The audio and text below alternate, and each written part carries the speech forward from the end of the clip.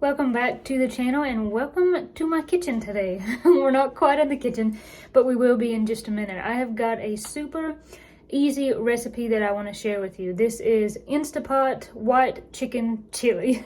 It's a really good recipe. It's so easy. This is one of the easiest recipes I think I have cooked ever. And it's definitely one of the easiest Instapot recipes because you just dump it all in and hit the button and walk away. Those easy but hearty and healthy recipes tend to be my favorite. And I like this one because it's just a little bit different. At least it was for us to just put in the dinner rotation, just something that's kind of different than normal. And it's really good. We like to eat it with tortilla chips. I've actually got some cornbread left over, so we might be eating it with cornbread today. I'm going to show you how to make this, and then in just about maybe an hour or two, I'm going to head to my parents' house. I'm going to meet my husband Austin there, and I'm going to let them try it and bring them supper. First things first, I just want to show you the recipe and show you how easy this is. I'm going to leave the recipe in the description below, so don't worry that you have to write it all down. It will be in the description below. This is going to be for one regular size pot of this. I'm going to double this recipe since there's going to be more of us eating it tonight. And this is a recipe that I found online, and then I kind of adapted it to the way that we like to eat stuff. Because for example, we don't really like super hot peppers, or I don't, so I just decided to do green peppers.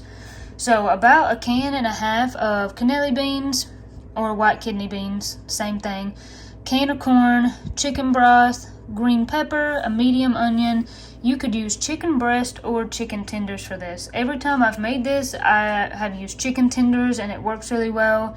We've got garlic, salt and pepper, cream cheese. This is what makes this recipe so good. So do not leave out the cream cheese. And then you can see the instructions are so easy. You just add your stock, add the beans, corn, onion and pepper, salt and pepper, garlic.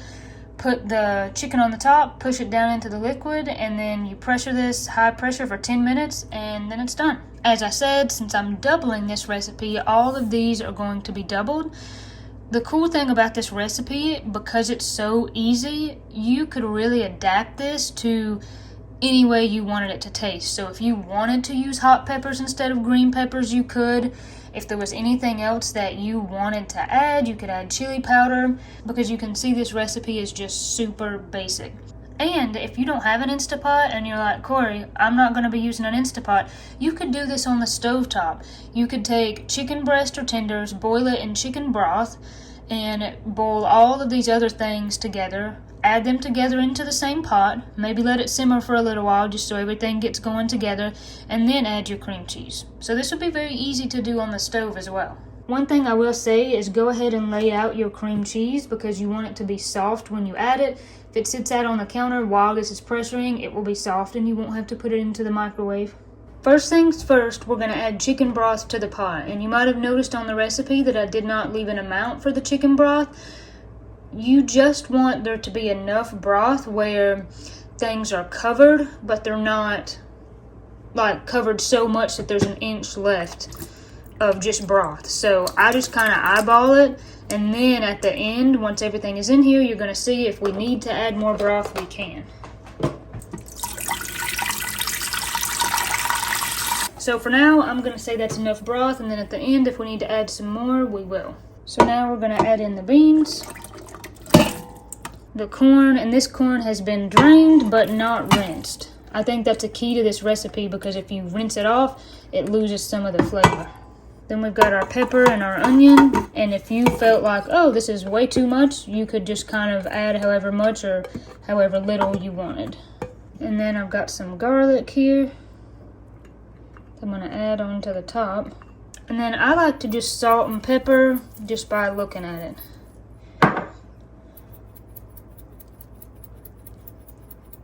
And then we're just going to put the chicken on the top. And again, since I'm doubling this recipe, I'm going to do 2 packs of chicken tenders instead of just 1. And I think these packs usually run about £1 a piece. Okay, now is when we want to kind of push stuff down in here, and you want the liquid to come up over everything. And if you need to add some more liquid, you can. So I'm going to add a little bit more liquid because it's coming up a little, but not exactly coating everything.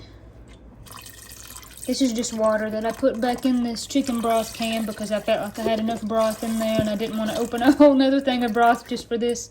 So now you can see everything is completely covered, but like I said, there's not an inch of liquid sitting on the top. Now we're going to put the lid on. And then this is going to pressure at 10 minutes on high pressure. So this is going to take some time to come up to temp, and it will actually be cooking while it's doing that, and that's why we only need to pressure it for about 10 minutes. Then after that, we're going to let it naturally release for 10 minutes. So instead of just flipping the switch and letting the pressure off, we're going to let it set for 10 minutes. So the pressure is let out because you can see that little red thing is back down in there. So now we can open it. This looks and smells so good. So the next thing we need to do is shred this chicken. You could pull this out onto a cutting board and shred it, but because this has been pressure cooked meat falls apart like very easy. I mean, I can pretty much break that with the tongs, so I think it's easier to just go in with some tongs and a pair of scissors and just kind of work with it until you get it broken up. And it depends on how much you want it shredded. Do you want it really fine? Or do you want it kind of medium-sized chunks? Just whatever you prefer. I use kitchen scissors for a variety of things, not just to open stuff. I cut all kinds of stuff with them. They're just a very handy tool. So I have this chicken shredded to my liking, and now the secret ingredient, the ingredient that pulls this all together and makes it so good, is the cream cheese.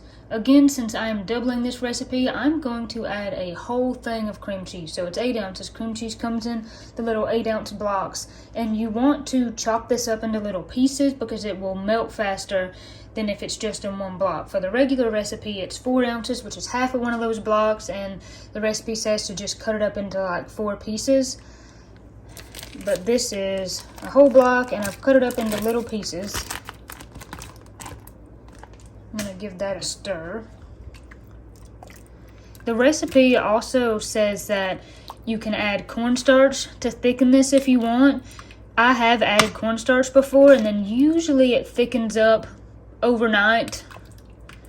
Alright, I got the chili packed up in the car in a very creative way, so I'm going to cross my fingers that I don't end up spilling chili in my car on the way to my parents. I'm so excited to see what they think, to see if they like this recipe, because me and Austin have loved it.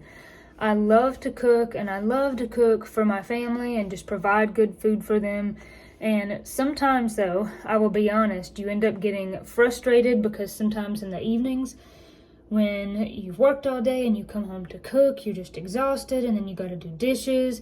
And then there's even other stuff sometimes in the house. Oh, I got to do laundry. I got to do this or that. And I've really tried over the last year to change my perspective and say, I get to do the dishes. I get to do laundry. I get to cook supper, because there's tons of people who don't have access to any of that, who don't even have their basic needs met.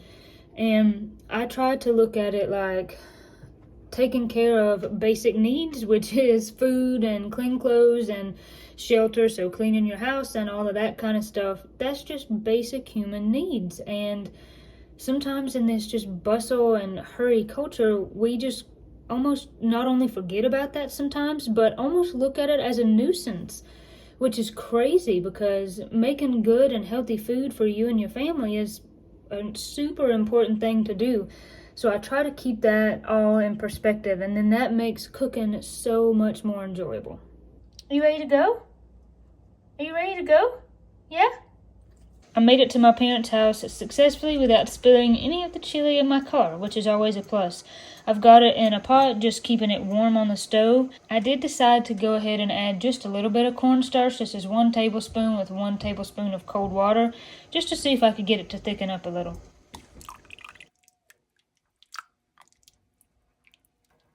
That is the first one to get a bowl.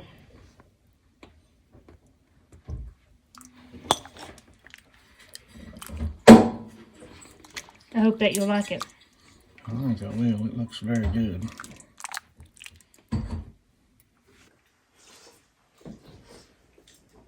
It's so hot. It's good. It smells really good. Very good. Very good. Do y'all like it? Yeah. Mm-hmm. I gotta get some cornbread with mine. They didn't tell me I couldn't eat. I just don't want to eat yet. I won't tell YouTube that I've already had this before. I told them you've had it before. It's good. But Mom and Dad haven't. It's extra good. Smells really good. Very I good. like it. Oh, it's hot. Dad says it gets the fish bone, so it must be Really good. hearty and creamy at the same time, Corey. That's all the cream cheese. Mm. Cream it cheese smells is what good. makes it so good. There's gonna be some left over that I can eat later. Cream and beige. I want to try. Later. I'm glad y'all like it. Don't choke on me now. I'm good. I'm good. Really good. Where'd you get this recipe? Well, I found it online.